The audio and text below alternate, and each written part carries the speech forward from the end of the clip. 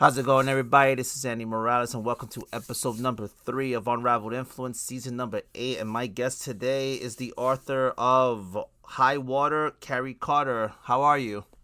Hello, I'm happy to be here. So grateful that you have made the time for me and welcomed me onto your show. I'm looking forward to talking about poetry and inspiration and everything with you. Awesome, awesome. I always ask this to everybody, so here it goes. For those who listen to the podcast, they know, like, I always ask this question. So, how did poetry and writing all start for you? Oh, that's a wonderful question.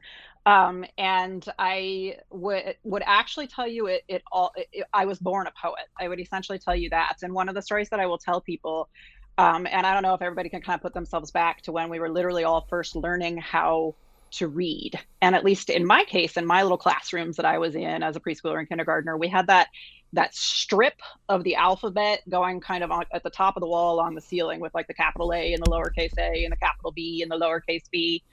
And my story is that I hated it. I absolutely hated it. It was all in this sort of perfect order, and it was so sort of streamlined and so just, I don't know, rigid to me somehow as this little girl. And it was my parents are both avid readers, and so I grew up with dozens and dozens of books in my home, and I was constantly pulling them off the shelf to look at them at that point.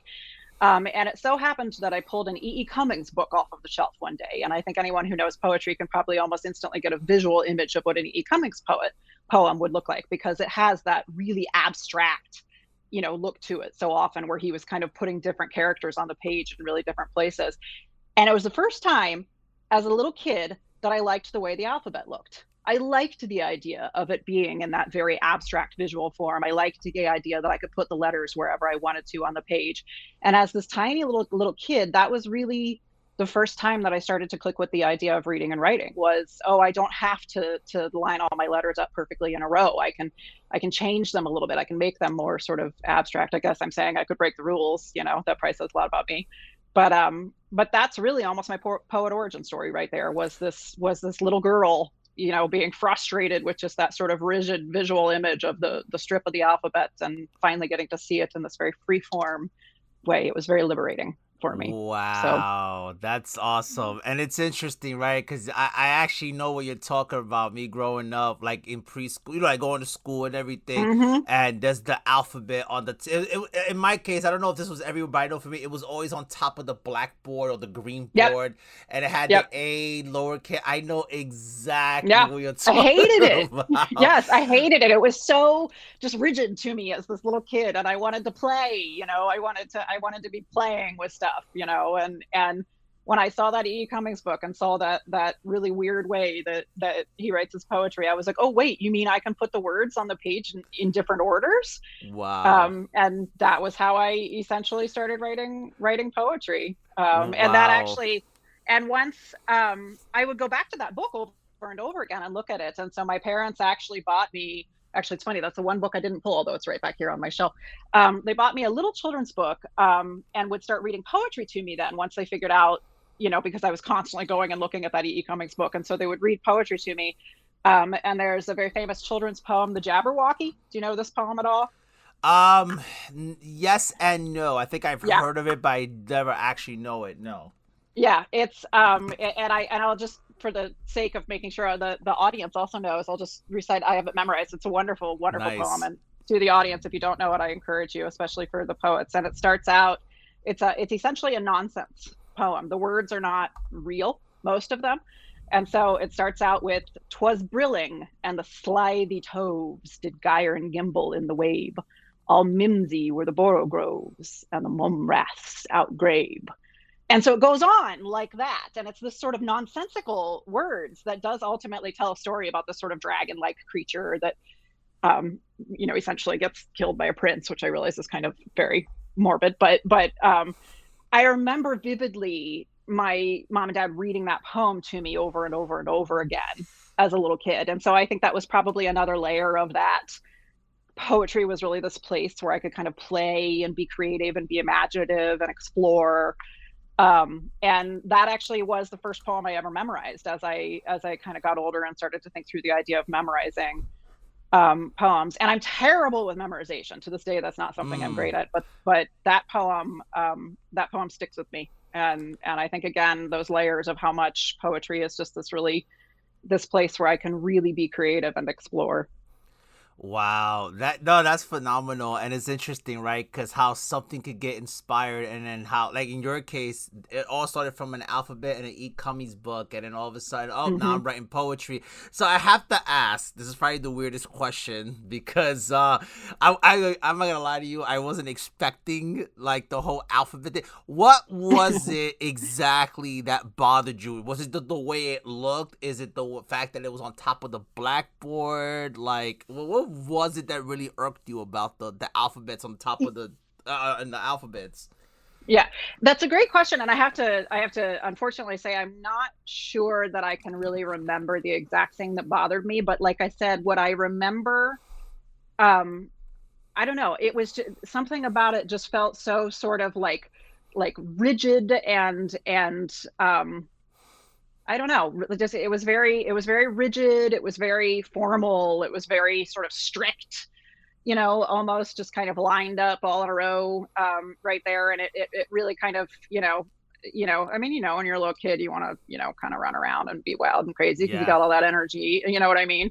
And I think it just kind of something about the visual of it being that sort of strict thing like that, all lined up kind of reminded me of like every time that, the teachers or your family tell you to like sit up straight and behave yeah, and, yeah. yeah, yeah. And so I think as a little kid, I just kind of was like, that's where it all starts. That's where, they tell me to sit up and mind, what's the phrase? Mind your P's and Q's. I guess that, Yeah, there mind you your, go. yeah, because you couldn't tell a child mind your business. You could say mind Yeah. your piece of cues, or oh, look at you Yep. being a nosy body. Like it was always one of Yep. those things. Oh my god. See, like all right, because I'm technically Hispanic, so my Hmm. parents did not have any filters, so they would literally say Yep. mind your business or mind your effing business. Yep. Or or in Spanish they hide it, so oh, like leave that alone. Like it was always that kind of stuff, and it was just like, oh my god, like why is he so aggressive with it? Yep. And they gaslit the crap out of me, and they like, oh, you think we like this? I'm like, well, I think you do. Like I don't know. Oh It's my funny, isn't god. it? As like adults, and I don't have any children. Do you have children yourself? I have a 4 year old, so I'm actually the last in my Yes. family to have a child. Everybody else, their kids are grown already. My son is 4. He's semi autistic, so it's he's on the spectrum, so that's Yeah. where it's at right now. But I've learned so much about myself through my child. It's like Oh, it's yeah. interesting. I was like, wow, Yeah. okay.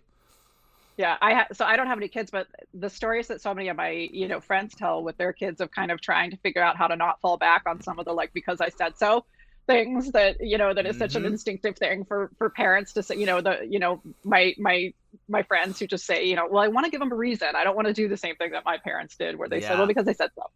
It's Yes. hard. That struggle is real because it's Hmm. like, because if I say, oh, because I said so, it's more like, no, I shouldn't say it because I know how that felt like. You didn't give me a Yeah. real reason, so you just, oh, because I said so and that's it. And I'm just like, oh, but I don't want to say that.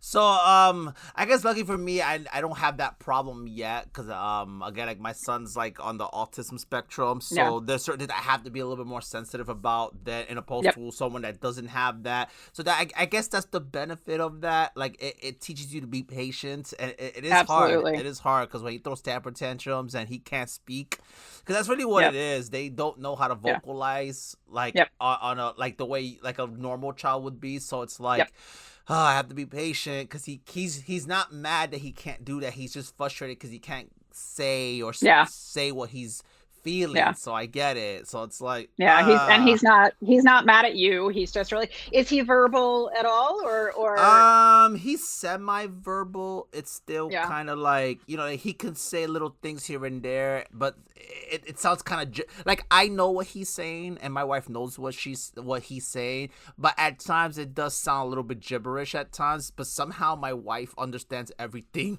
I'm like, Of wait, course she what does. did he Yep. say? Like, oh, okay. So I guess, Yep, yeah. of course. I'm like, I don't speak gibberish, baby. I'm sorry. Like, Yep. I completely get that.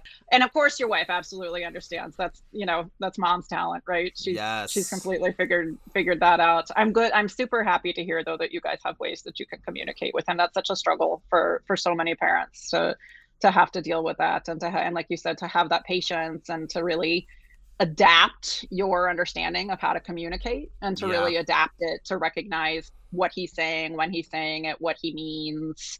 And I think do you find at all that your interest in poetry is something that can help you? That your interest in understanding sort of different ways of communicating, and understanding maybe symbolism and stuff like that. Do you find that's able to help you communicate with him at all?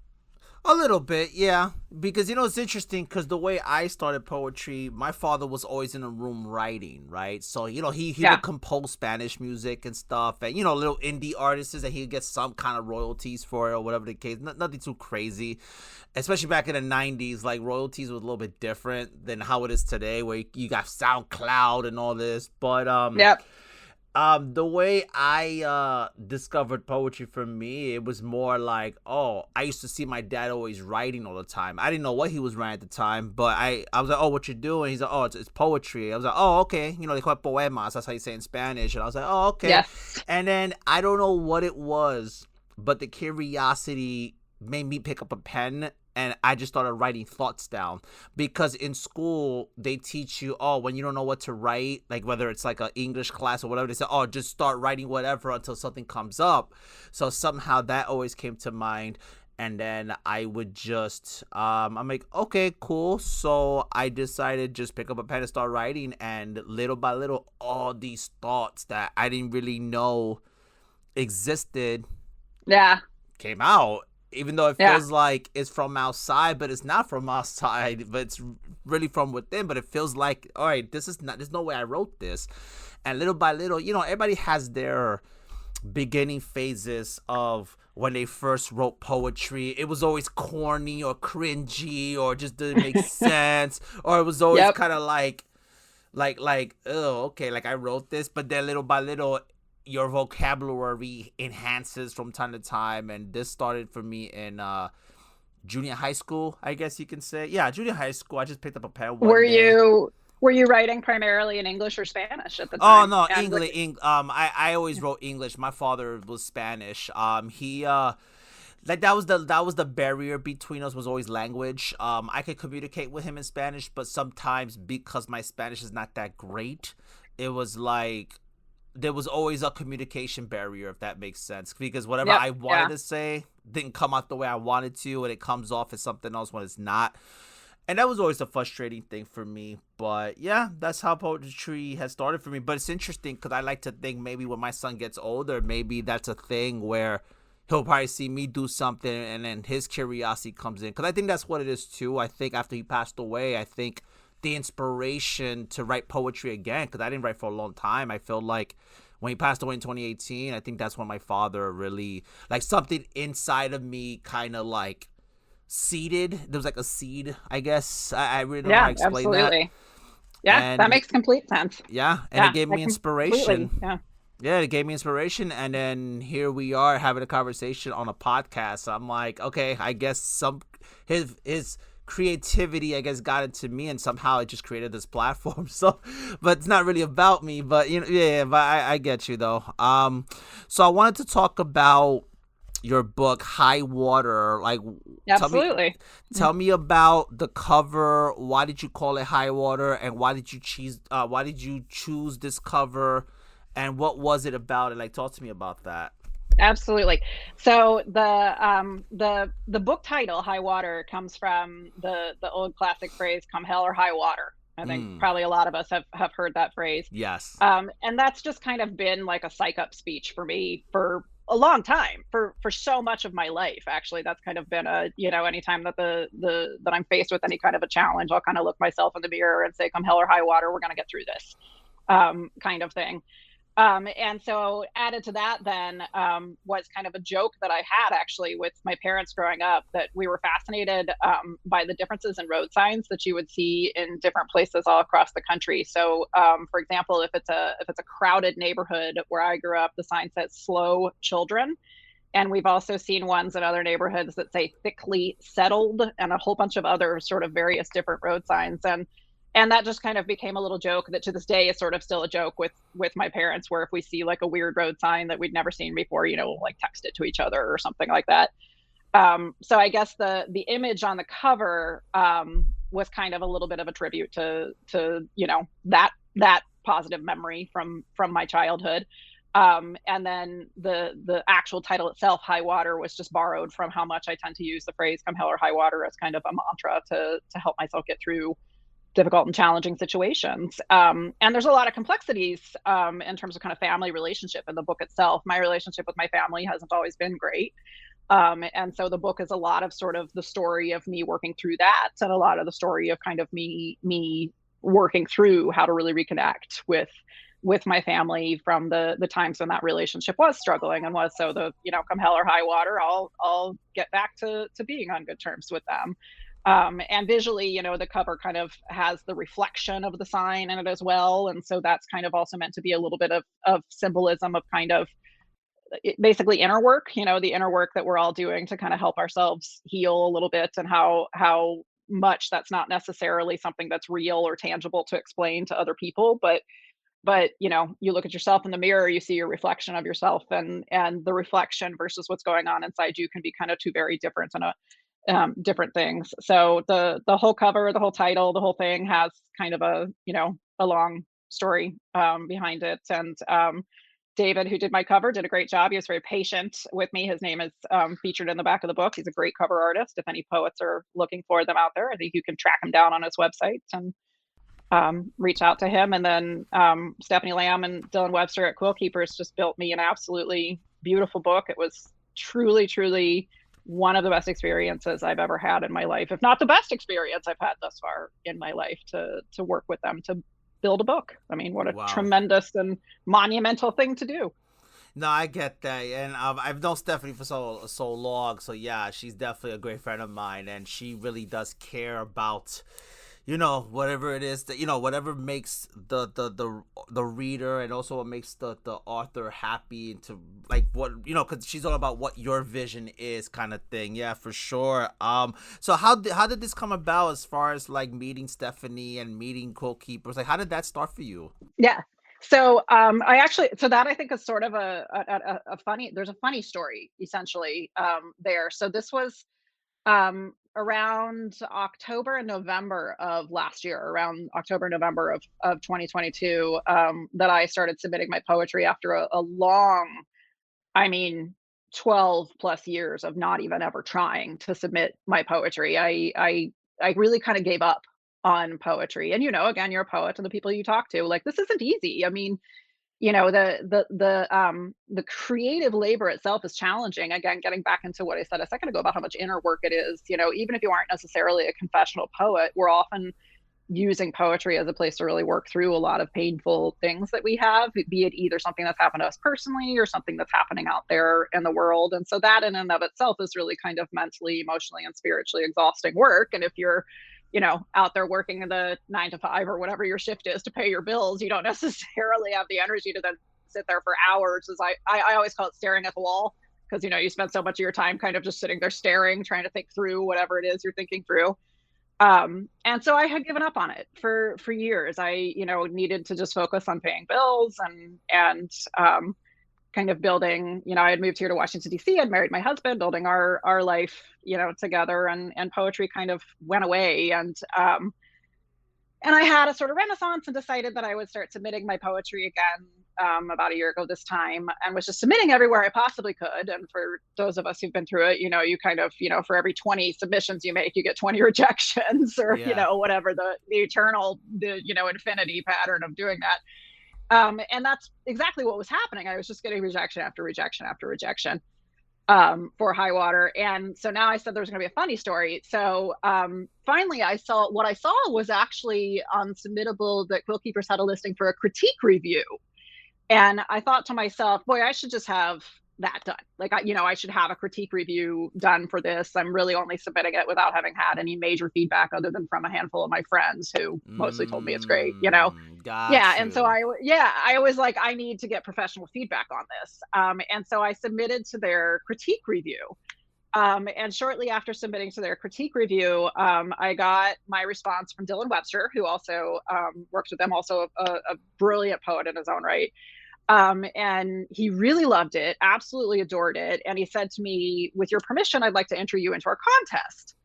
And I didn't Mm. even go and look at anything. I just responded to his email and said, yes, enter me in your contest. And I didn't even know what the contest was. I had absolutely, just, yes, do it. Somebody likes it. I got to like take this opportunity with it. And I went to the Quillkeepers website, and they actually didn't have a contest listed on the website at that moment. And so I was like, that's funny. I still have no idea what the contest is, but that's okay.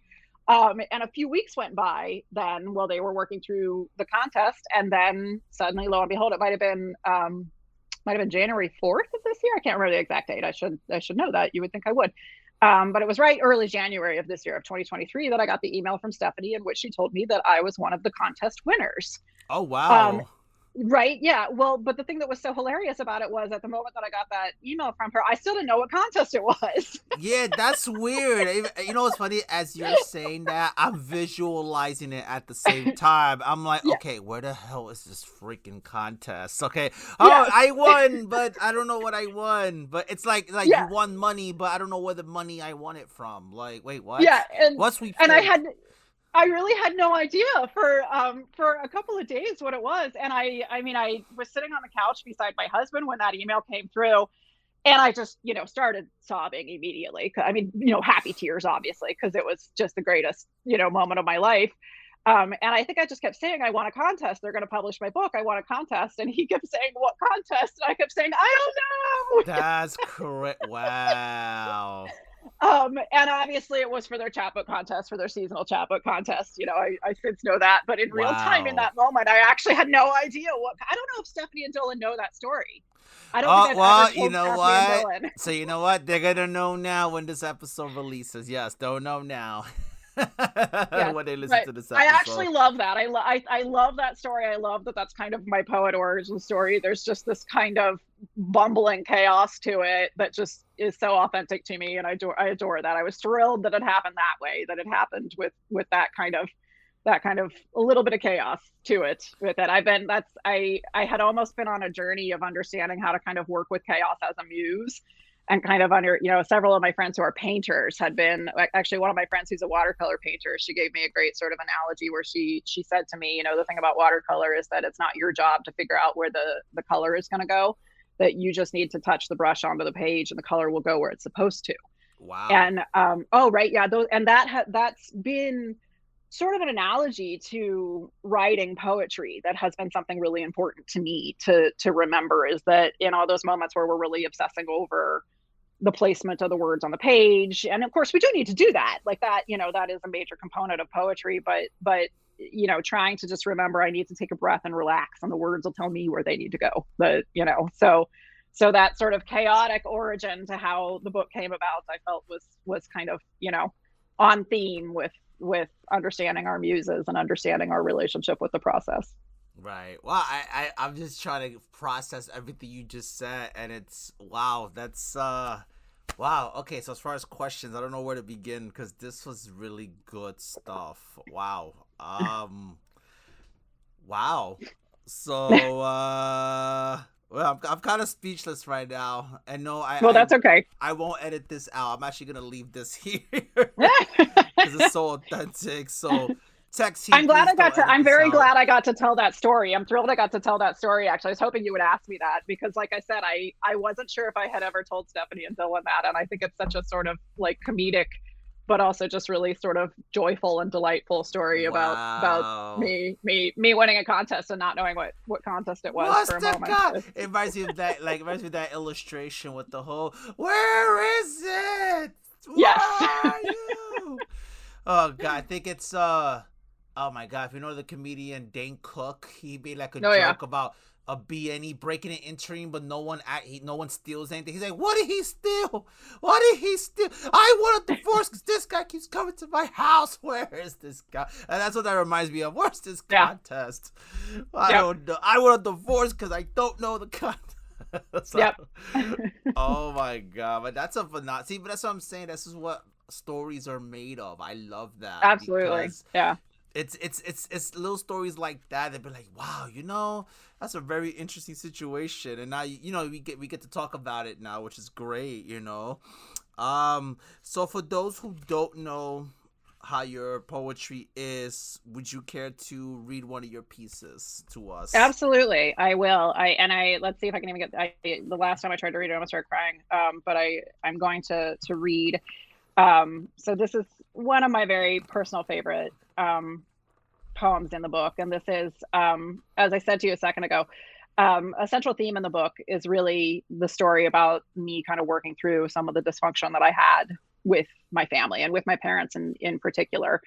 And I kind of went on to become a rebellious teenager and a rebellious 20-something. I'm in my 40s right now, and so I'm getting in a much better place with my parents, and a lot of that has also come from sort of getting away from them, getting some distance from them. I'm an only child, and so getting a little bit of distance and having some space. And most importantly, a lot of that sort of healing journey has also come from James, from my husband, who really truly just is my greatest person in the world. And so I'm going to read the poem Horses for you from the book. And this poem is one of my favorites because it's such a story of healing. And it's such a story of how long and slow that process is. So I will read Horses for you. Horses. I'm visiting the horses, he tells me on the phone. It's Christmas, and I am, as always, visiting my parents. He is, as always, alone on Christmas, my husband, who is patient and kind and forgiving. He did not grow up with horses, and I grew up afraid of their memory. When the horse bit me, I was not afraid of it, but my mother was, and held me so tight it hurt and told me I could never see the horses again. Years later, I am married to a patient and kind and forgiving man who took me to visit the horses and held my hand gently when I was afraid. Now he visits the horses when he is alone. He is alone at Christmas while I visit my parents, who insist that I talk about the horses as if they own the horses and I am borrowing them. You never liked horses, my mother says tightly. My husband brings carrots this time, and the horses nip his pockets and lick the salt from his fingers. I teach him to breathe into their nostrils. He knows their sounds and listens to their moods. They have learned to trust him through kindness and patience and forgiveness, and he to trust them too. There is one lost and tormented horse, and she will nuzzle me when I stroke her, gently, frightened. I do not tell my parents that he visits the horses alone. They know he is alone at Christmas. I go home at Christmas to have them tell me what I can never do, what I could never do. Together, we visit the horses, my husband and I. When I am afraid, he is patient and kind and forgiving. Eventually, I stopped telling my parents about the horses. This year, I will stay with my husband at Christmas. Wow. Oh my That's God. That poem. Wow. And that's really a tribute to James. That's one of, and my whole book is even just dedicated to him, but that's very much so a poem that helps to illustrate and tell the story of the role that he's played in my life and how much his faith in me and his love in me has been freeing for me, if you will. Wow. Wow. Thank you, James. We appreciate you. I'll make sure to pass that on to him. Oh my God. Wow. What so there's this joke on the community, right? I had went live with a guy named Scott Ladotti, and he wrote like a piece he was reading, and the last sentence flabbergasted me so much that I got like pretty much lost it. And there was somebody on the audience that said, "Oh, Andy's having a poetry gasm," and they made a graphic of me me getting hype, an actual graphic, and it says hashtag poetrygasm, and I'm just like, oh my god. But this is how I feel right now. It's like, oh snap, I'm legitimately having a poetrygasm because that is, oh my god. Like I love. You gotta talk. You gotta tell me more about the horses. I'm very intrigued to know about what. Tell me about the horses. I need to know more about the horses. I have to know. Uh, so one of the really great public resources here in Washington D.C., maintained by the National Park Service here, is the Rock Creek Park Horse Center. That is both a private barn and then where people who like own horses can I think rent out stalls for it, which I'm sure cost an absolute fortune. But they also do have horses where you can like book a ride on the horses, and they take you kind of as a part of a group all through Rock Creek Park. Rock Creek Park is one of the really wonderful national parks that actually basically runs the entire length of Washington, DC, and just an absolutely beautiful and incredible green space, and one of the tremendous blessings of living in this great city. And somehow years ago, James and I had just kind of gotten started going over to visit the horses, just going over to see them and to be around them. And I'm a great nature lover and a great animal lover, and love to take advantage of the public resources that we have in this area. And it just kind of became a little thing that we would do from time to time if there was kind of nothing else going on. And there's beautiful trails that you can walk around there, and so that just kind of became this thing that we did. And that particular poem kind of starts out with it starts out with the line, "I'm visiting the horses," he tells me on the phone, which was a true story behind how I started writing that poem, which was when I called him one afternoon, and that was what he was doing. He just happened to be, because he was home alone, and you just went over to go visit the horses to be around them. But those are the horses. I actually haven't been over there in actually probably a couple of years, but he and I were just saying that now that it's beautiful fall weather, that we should pack up some carrots and some peppermints and go over and see those big, beautiful animals. They're remarkable animals. I mean, they're just incredible to be around, and so powerful and so strong and so emotional as well. And so that's just kind of been a little thing that he and I have done over the years. Wow. Because every time, because you talk about horses, I also think about Central Park, because Central Park has horses everywhere, like the horse and carriage thing, and that's what I was thinking about for sure. Oh man. Okay, I'm just trying to gather my thoughts here because this is really good stuff. Oh my god. Absolutely. I hope, and if it's on like your social media, if the poetrygasm meme is on your social media somewhere, I'm gonna have to track it down. Yeah, it is.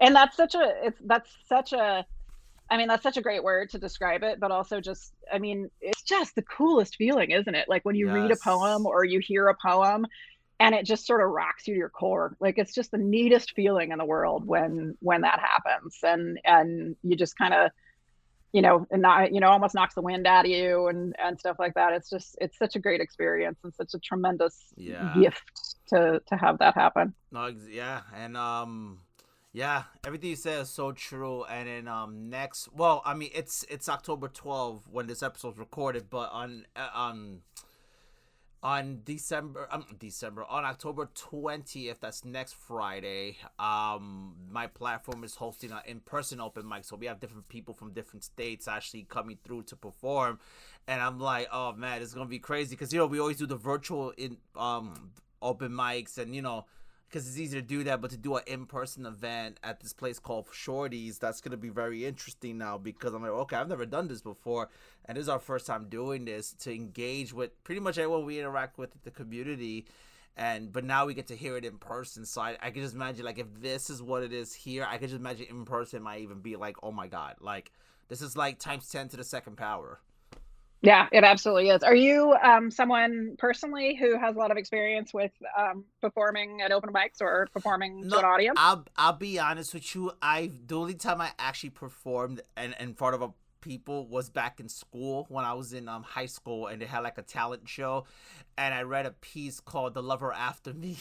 That was the first and only time I've ever did that, even though eventually I want to kind of get out of my comfort zone, and eventually I'd like to like start doing the open mics, and I think like maybe like me hosting my first open mic. I think if I don't know, because my co-host Angela's looking at me like, oh, you're not gonna perform. I'm like, no, I mean, I'm just it's not really about me. But then she's like begging for me to read a piece. I'm like, I'll think about it. You can tell Angela that I got her back here. I think you should absolutely stand up and read a piece. I had always been absolutely terrified of it. I mean, just I have terrible stage fright. I mean, you know, the sort of physical symptoms that you get from it where I really feel like I'm almost gonna faint or something like that.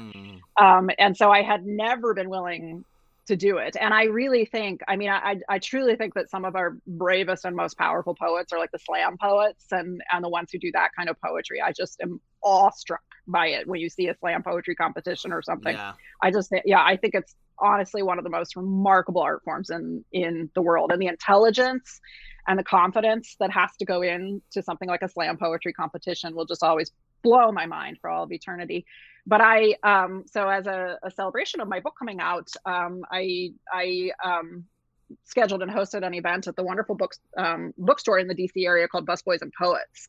And had a terrific experience there, and each of their different locations have these really great private stage settings. And I actually just decided to do it. I shelled out a chunk of change and we just threw a whole party. We got it catered. I got some drink tickets for everyone. I said, you know what? It's my book. I'm just, you know, how often do I get to do this? I'm going to do that. And so many of my friends and family and neighbor, I mean, people that like my postal carrier came. I mean, it was like, you know, people that just like so many people across my life came.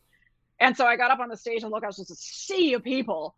You know, up there. It's my first time ever being on stage reading my poetry and talking.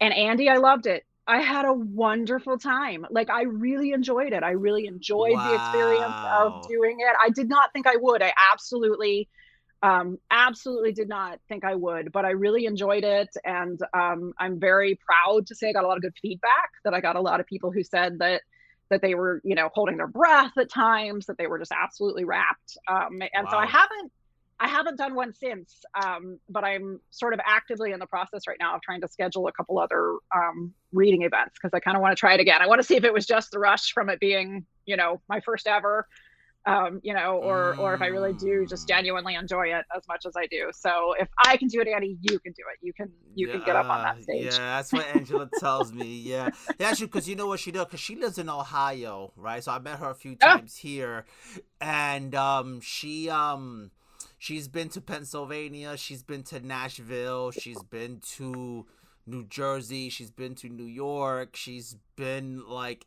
and she's done open mics too, just for the hell of it. And I'm just like, she even did, she's not a comedian or anything, but she's done like dorky stuff, but yet people were laughing. They're like, oh my God, like she's actually pretty funny, even though like she wasn't trying to be funny, but it actually just happened. I'm like, wait, I did comedy for the first time. I'm like, yo, that's crazy, but that's so cool. So I think, yeah, like, but even with what you're saying, like she's never done that before until me and her started doing pretty much business together in January of this year. So it's so interesting, like whatever shell she was in, I guess somehow doing this platform with me has got her out of her comfort zone pretty much broke her out of her shell. But it's just so interesting how like you said, the adrenaline rush. I don't know. I'll think about it. I'll think about it though. I have to ask quickly, where in Ohio does Angela live? Which I'm asking because I was I was born and raised in Columbus. Okay. I'll let her know that. If I'm not mistaken, I believe she's in Cleveland. I think she's Cleveland. Because I know another person named Kristen Provenzano. She's from Allerton. Am I saying that right? Arlington, Allerton. It's also the letter A. I forget how to pronounce that. No, it's okay. Might be Akron or Allentown. Allentown's Pennsylvania, unless there is one in Ohio. But that's okay. I don't know if it's Allerton, something like that. It's in Ohio. I know it's in Ohio. It'll come to me when I get the chance. But anyway, but she's originally from Cleveland, if I'm not mistaken. Excellent. Well, I'm always happy to hear about more Ohio-born poets. That makes me happy. But you know what's crazy? But you know what's crazy? Because she's never done an open mic in Cleveland. She said, "Nah, I don't care about my town." But then she ended up doing one recently, and I'm like, "Ah, so what happened? What made you change your mind?" And it was just one of those like, she said, "You know what? Screw it, whatever." She was with her. She calls her work wife. So I guess it's Yeah. pushing her. So I was just like, okay, so you did a thing in Cleveland. Awesome. All right. I th- I think if you've moved away from your hometown, for the people who kind of have sort of gone through that experience, it's a very transformative experience because you do kind of end up sort of building this almost entire new identity. And so if you either return to your hometown or are still living there, standing up in front of an audience of people who've known you like since you were in diapers, it just I think feels really vulnerable. Like Mm. there's something about that, and especially again, if any aspect of your poetry leans towards anything confessional, if you're reading in front of an audience of people who've maybe only known you in your full adulthood and you're talking about something from your childhood, somehow that feels a little more protected. But if you're reading to an audience of people who've known you since you were a little baby, then there's maybe like an added layer of vulnerability to that somehow. Like Yeah. these people lived through these stories. They remember these stories. Yeah. Yeah. That makes sense. By the way, it's Akron, Yes, I Ohio. figured it was Akron. Yep. Yeah, that's where my friend Kristen is from. I don't know where she lives. I know she lives in Ohio, but I don't know where she is now. But that is where she's from. She's from Akron, Ohio. So I don't know anybody in Cincinnati, but I always hear bad things about Cincinnati. But Yeah. anyway, I always make fun of Angela for that. I was like, oh, so you're not from Cincinnati, right? Okay, cool. I don't know. Could they call it Scum City? I guess. I don't know Yep. how true that is, but I was like, okay. But but it's just been a pleasure to meet her and to really learn a lot about entrepreneurship too through her, because it's like I've done this platform for such a long time. I've rebranded this probably twice already. It's like my third time rebranding this, and it's like they say, third time's the charm, and that's really what it is at this point. I think you're doing a great job so far. I'm thrilled to be here. No, no, thank you so much for that. So I'm gonna switch gears a little bit because I still want to talk about your book and I want to talk about your pieces. And there's one piece that I wanted to ask you about, and it was called the San Juan after the hurricanes. Talk to me Yes, about that. absolutely. So when Hurricane Maria passed, oh God, what year was that? Was that 2018? When the hurricanes passed through and San Juan just got absolutely, the whole island of Puerto Rico just got absolutely attacked by those hurricanes. My husband got sent down to do support work actually for the different aid organizations that were down there, and so we ended up living down there in San Juan pretty quickly in the aftermath of those hurricanes. And so it was Mm. kind of like getting dropped into just this poor, terrible, flattened island with it, and it was a deeply emotional experience for a lot of reasons. And one, because we were just witnessing what was suffering happening, what were people who had lost their entire home and things like that. And so I had kind of that happening. Next part of it was that I had my husband who was really in the work of trying to figure out how to support these people, so I had that kind of sort of interpersonal aspect of trying to support him as a partner and as a person. And then the sort of final sort of layer of that I was dealing with was also just trying to figure out how to kind of make a home there and how to kind of feel like I was at home there. And that particular experience, that experience of trying to figure out how to make a home there, wasn't anything that I was necessarily really talking about with anybody, because of course the more infinitely more pressing issues were helping the Puerto Rican people down there.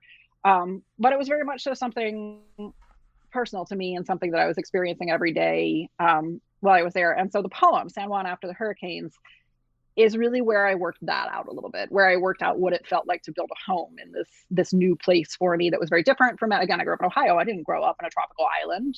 These Right. were not these weren't the flowers that I had seen. These weren't the trees that I had seen. These weren't the sounds that I had seen around me. And so sort of adjusting to those and learning learning how to do that, juxtaposed against kind of the suffering that I was seeing from the people who were dealing with the destructions from the hurricanes, and then also from the emotional experience that my husband was going through. So San Juan After the Hurricanes is kind of the poem about my experience of trying to connect with the island as a home. Wow. Right Oh, there. Yeah. wow. Okay, so before I ask you more about San Juan, would you bleh, I can't even talk. I'm so sorry. English. No, so Do you you want me to mind read it? yes, please. Thank you. I don't know I'd be happy why. to. Oh my Yeah. god. No. Yeah, that's fine. I will read it. I have it right here. San Juan After the Hurricanes. I was not born here, but I was asked to live here, asked to help those who were born here after they lost everything, including hope. Hope is the hardest thing to get back. Hope has a relationship with home. Who are you when you don't have a home? This was a paradise where I made myself eat papaya for breakfast every morning wearing nothing but a sarong. All I wanted was oatmeal and sweatpants. The koki called to me like the familiar every night, their song resetting my pulse, quickened by the fireworks, the cats in heat, the wind off the water whipping through, passing over my bare skin with the reminder of a spirit they call huracan. The candles in the grocery store mean a kind of magic I do not know. I collect bougainvillea flowers. Their petals are tissue-like, and I am homesick for the velvet of my roses. Once, the waves were too much, too constant and eternal, and I had to close the windows. In the silence, I could exist. I could be anywhere in the world. Home has a relationship with hope. Wow. I love that. Home has a relationship with hope. What that line is interesting. Like, so tell me, talk to me about that. Have home having a relationship with hope. Like, how, like, talk to me about that because that's a very interesting line. Yeah, and so that line was really the line that I think summed up kind of those three sort of layers of what I was dealing with when I lived there. So the first and most fundamental thing that I was dealing with there was the best ways to support the Puerto Rican people. The second thing that I was dealing with right there was the best way to support my husband, and the last thing that I was dealing with there was really kind of the best way to support myself, Mm, in this new environment to me.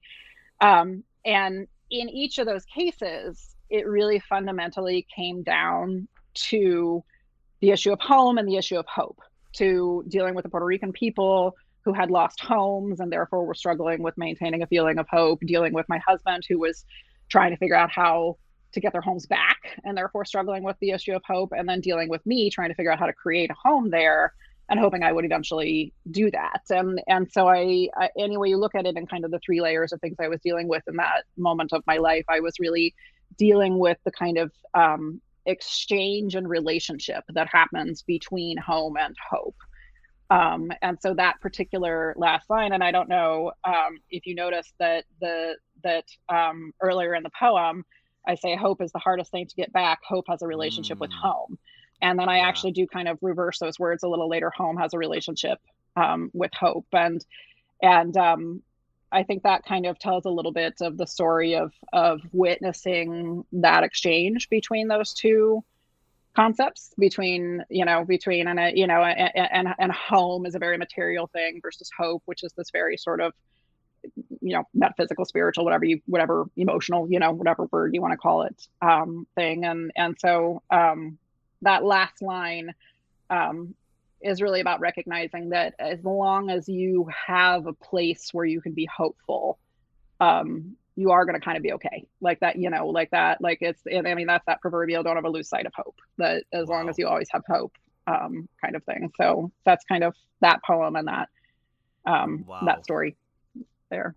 Wow. I love that. And oh man, you know what's funny too? Because when you're going through tough times, yeah, hope is hard to get back or to find for that matter. Because there's some people who don't know what hope looks like. And then to have hope in something that would become something greater, sometimes people don't know what that looks like. And then it's like, well, I don't even know what that looks like, right? So I don't have any hope that anything's going to change. It's Yeah, always going to absolutely. be this one thing, right? Because Yeah.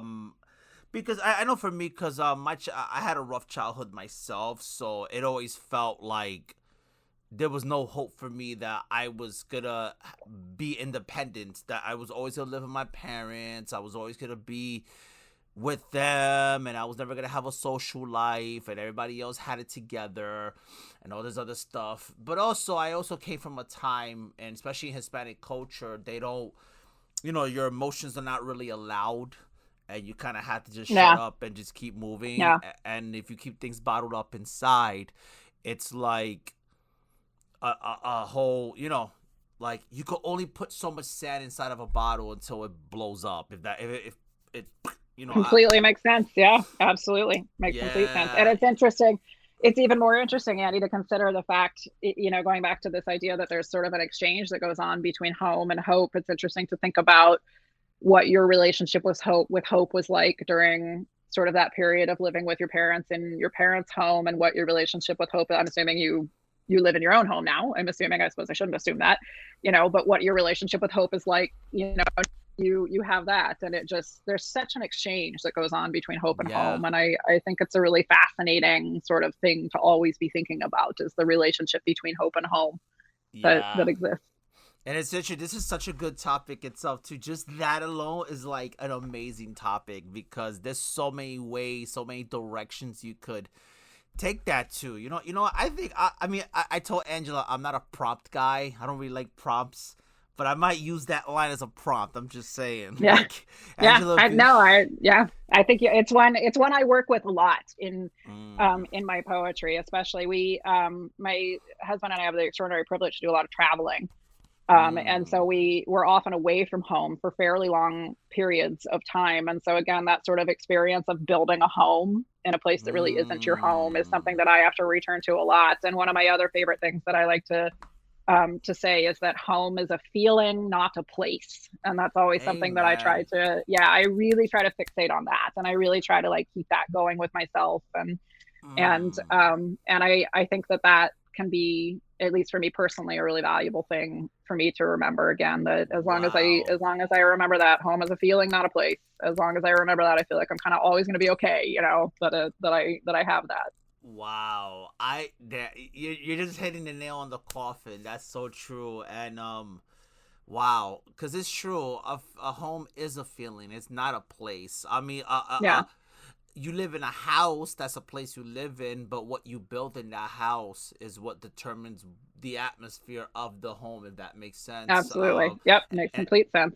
and I Yep. think and I think in that same way, like see, because home to me would be, it's not the four walls of my where I live, right, my apartment or whatever. The home to me would be like me, my wife, my son, and in my case, because I'm a born again Christian, it's Jesus at the center of that, right? He's the one that holds the Hmm. foundation on the floor. He's the one that provides the roof over our heads, as far as like who we look up to when we're in distress or having hope. So that's the hope we look for when things don't make sense or we need answers. Like, okay, Lord, what do you want from us? What do you need? Like, what do you need me to know? What lesson do I have to learn? Or whatever the case is. And I'm always a firm believer of God uses people to talk to us, and I feel like in that same way, that's what home should be, right? Because intimacy is not always a sexual thing. Intimacy is Yeah, also a relational with your thing. family. Yeah, with your Yes. family. Yeah, Yeah, and I think in that same way, hope has a relationship with home. I think that's what intimacy is too, because I feel like without home, you can't really have hope, if that makes sense. I don't know. completely. So Yeah. that's very fascinating. Very, very fascinating. So we are, damn, this, I ain't gonna lie, this hour literally went fast. Good. I'm glad. I hope that means that it was fun and was a Oh good my conversation. God, yes. I mean, yeah, I wish I could go longer, but no, because we are almost towards the end. So I always end with this question. I always, because this is a very important thing. So when we're not here anymore, right? We're not in this life anymore. My question is, what impact, what legacy, what would you like to leave behind, that when people hear Carrie Carter, what would you want them to remember you by? What impact would you love to leave after you're not here no more? That is an absolutely wonderful question. It's a great question. I love that you asked that. And um, I think if I could leave any major legacy, the legacy would be take the time to figure out how to be authentic. I think I think that especially these days in a world that's so dominated by the sort of speed in which we share ourselves through things like social media and everything, that we're often just kind of desperately and frantically trying to figure out how to express ourselves, and so it often loses the authenticity. We're often just sort of performing or recreating something else that we've seen. And I was 41 years old when I published my first book, Mm. and so I'm never going to be on any of those 30 under 30 lists or any of those kinds of things. But I'm also really glad that it took me this long, because I think that it allowed me to really have the time to figure out how to do this in a way that's really authentic, in a way that's really genuine and really sincere. And I think that authenticity is probably one of the most important things we can all be working towards. I think that finding a way to be our authentic selves is one of our most important legacies we can leave behind. And so I think if I could leave any kind of a legacy behind, and especially if I could sort of offer any, and I try to really not give much advice. What in the world do I know about anything? I advice is always such a complicated thing, but that would be, I think, one of my one sort of bits of advice for the baby poets out there is it's okay to take your time with it. Just find your authentic voice and find your authentic self. Wow. Wow. And you know what? That's so true. I think that's what it is. We rush the process and we don't allow the process, because when you allow the process, then you learn more, right? Because I feel like if you go everything so fast, you might miss something. I Yeah, believe. I believe absolutely. sometimes in that process, there's a lesson you could have learned if you walked a little slower. Or let's say we're so busy walking so fast that we eventually run very fast and we don't realize, hey, we might have dropped something on the floor, but that thing you dropped on the floor could have been something that you needed that was very important. But now, like analogy speaking, that could have been some knowledge that someone gave you, but because you didn't have the time to process that knowledge, now you lost the knowledge because you didn't look back to see, oh, make sure I dropped that on the floor. Whoops. And now it's like, and that's why, like, I feel like taking time is important. It's true. We do live at a time where everything is fast paced. And I was just talking to an employee at this quick check by my house, and it was interesting because we were talking about how everything's at the fingertips now, right? There's Uber Eats, there's Yeah. buying Yep. stuff on the app, Grubhub, Seamless, even stores, right? Like even like these retail stores, whether it's Target, CVS, or Walgreens, they got these pick and pack things where now you can order something online for it to pick up at the store, or if you have the quote unquote care pass, you can have it delivered to you. And there's all these things, and I'm just like, everything's at the finger tips, right? And I'm not saying that's bad, because convenience is good, but convenience has to be good when laziness and complacency does not exist. Yeah, and it's also, I think, one of the hardest challenges of those kinds of, of having that convenience that we have, is that one of the only things it's really done is just make a lot of the labor invisible to us. Yeah. You get your Uber Eats dropped on your porch, and like you just sort of miraculously have food. You aren't necessarily thinking about the person who had to like go tank up their car, had to drive through Mm-hmm. traffic, had to, like you, and that sort of making the labor invisible that's really the only part of it that's a problem, because we should all always be really conscious and aware of the labor that other people are putting into to making the world more accessible for us. Yeah, yeah, I definitely agree with you with that. So, Carrie, thank you so much for having this conversation with me. Thank you for just, trusting me with your story and trusting us to just, have a great, authentic conversation. Yeah, so guys, thank you for listening to this Thank you to episode. everyone. Yeah, thank you to everyone who did listen, and I look forward to hearing any feedback from anybody. You can find me on the socials by searching my name, I'm sure.